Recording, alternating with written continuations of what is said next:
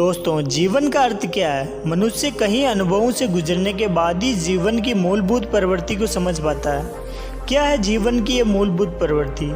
वास्तव में जीवन बिल्कुल वैसा नहीं होता जैसा हम उसे तनाव और दबाव में महसूस करते हैं। जीवन जीव और वन दो शब्दों से मिलकर बना है। इसका तात्पर्य है कि वन में जो कुछ प्राकृतिक रूप से उपलब्ध है उसी से मनुष्य को अपनी जीवनचर्या चलानी चाहिए। अब मनुष्य भौतिक सुख और सुविधाओं के बीच रहता है, लेकिन ये सभी को उपलब्ध नहीं है। इस असंतुलन से ही समाज में समस्याएं उत्पन्न होती है। इसी परिस्थिति में दुख और अभाव झेल रहे मनुष्य के सम्मुख स्वयं को भावनात्मक रूप से संतुलन करने की चुनौती होती है। मानव मन में दया भावना व आदर्श स्थिति है, जो कितने ही संघर्षों के बाद भी पीड़ित व उपेक्षित मानवों को एक दूसरे के प्रति प्रेम अनुराग से बांधे रखती है। दोस्तों, इसी के ऊपर आज मैं आपको गौतम बुद्ध की एक ऐसी कहानी सुनाने जा रहा हूँ जो आपको जीवन का सही अर्थ बताएगी। इस कहानी से आपको इसका संतोषजनक जवाब मिलता है। एक बार की बात है, भगवान गौतम बुद्ध नदी किनारे चलते हुए कहीं जा रहे थे। तभी उनकी नज़र एक लड़के पर पड़ी। बुद्ध ने लड़के पर गौर किया तो उन्हें कुछ संदेहजनक लगा। क्षण भर में उन्हें ज्ञात हो गया कि यह लड़का आत्महत्या करने के इरादे से नदी किनारे खड़ा है। इससे पहले कि वह नदी में कूदता, गौतम बुद्ध ने लड़के को पकड़कर पीछे खींच लिया। वह लड़के को नदी से थोड़ी दूर ले गए और मिट्टी के टीले पर बैठा दिया। लड़का रो रहा था।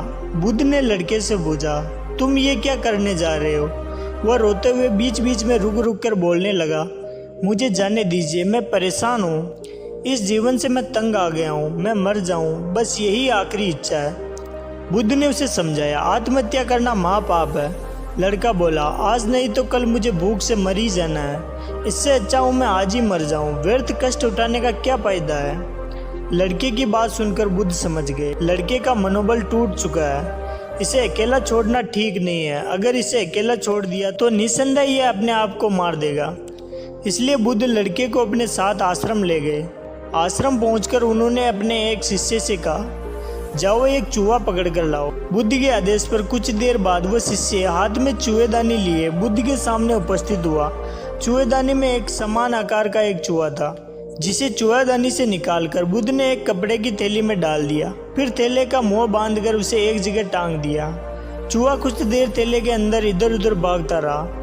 जब वो उछल कूद करके खुद को बाहर नहीं निकाल पाया, तब उसने थैले को काटना शुरू कर दिया। इस बार उसे अपनी मेहनत का फल मिलने लगा। जैसे जैसे वह अपने दांतों को कपड़े के थैले में दसाता गया, वैसे वैसे कपड़े के छोटे छोटे टुकड़े कुछ जमीन पर तो कुछ थैले के अंदर गिरने लगे। इस तरह वह थोड़ी देर में बाहर निकलने का रास्ता बनाने में सफल हुआ और वहां से तेजी से उछलते कूदते भाग गया। इसके बाद गौतम बुद्ध ने गुड़ का एक छोटा सा टुकड़ा लेकर रेत के ढेर पर रख दिया। गुड़ की महक से थोड़ी देर में वहाँ चींटियों का झुंड इकट्ठा हो गया। चींटियां रेत पर चढ़कर गुड़ तक पहुंचने की कोशिश करने लगी, लेकिन वो बड़ी मुश्किल से थोड़ी ऊपर चढ़ती और रेत के साथ फिसलकर वो नीचे आ गिरती। फिर वो खुद को संभालकर दोबारा गुड़ तक पहुंचने की कोशिश करने लगती। उनका गिरना संभलना काफी देर तक चलता रहा। इस गिरने संभलने के दौरान एक पल ऐसा भी आया जब वो आखिरकार गुड़ तक पहुंच ही गई। लड़का इस खेल को बड़े हैरानी के साथ देख रहा था, क्योंकि वो समझ नहीं पा रहा था बुद्ध ये सब क्यों कर रहे हैं। इस खेल को रचने के पीछे उनका मकसद क्या है। इसलिए उसने हैरानी दूर करने के लिए बुद्ध से पूछा, आप ये सब क्या कर रहे हो?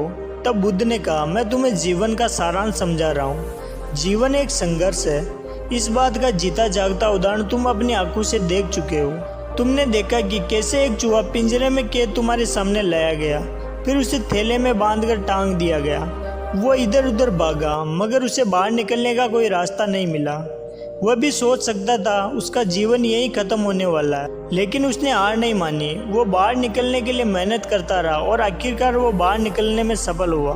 दूसरी तरफ तुमने देखा चींटियां गुड़ तक पहुंचने के लिए कितना प्रयास कर रही थी, फिर भी वो पहुंच नहीं पा रही थी। वो बार बार चढ़ रही थी और बार बार गिर रही थी, फिर भी उनका मनोबल नहीं टूटा, जिससे अंत तक वो गुड़ तक पहुंची गई।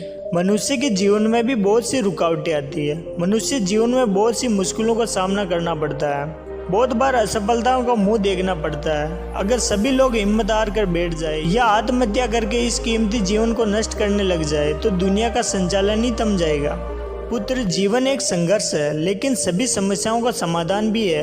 अपने अंदर आत्महत्या के विचार नहीं, आत्मविश्वास पैदा करो, क्योंकि समस्याओं से निकलने के लिए आवश्यकता है तो सिर्फ न टूटने वाले साहस और सूझबूझ की। बुद्ध के इस उपदेश के बाद लड़के का मन बदल गया। उसने आत्महत्या जैसे पाप से दूर रहने की कसम खा ली। सालों बाद वह अपने गांव का मुखिया बना। समस्याओं के बावजूद उसने खुशी खुशी अपना जीवन व्यतीत किया। बच्चों को बुद्ध और उस लड़के की कहानी सुनाई। उसने लोक कल्याण के लिए कई काम किए। दोस्तों, में इस कहानी से ये सीख मिलती है कि जीवन एक संघर्ष है। यहाँ सिर्फ इंसान नहीं बल्कि सभी जीव जंतु को कुछ पाने के लिए संघर्ष करना पड़ता है। लेकिन अगर आप साहस और सूझबूझ से कठिन परिस्थितियों का सामना करते हैं तो एक पल ऐसा जरूर आएगा जब आप इस कठिनाइयों से निकल ही जाओगे। दोस्तों, आपको ये कहानी कैसी लगी है प्लीज़ कमेंट करके ज़रूर बताइएगा और वीडियो को लाइक कर दीजिएगा। अगर आपने इस चैनल को सब्सक्राइब नहीं किया तो प्लीज़ सब्सक्राइब कर लीजिएगा। Thank you.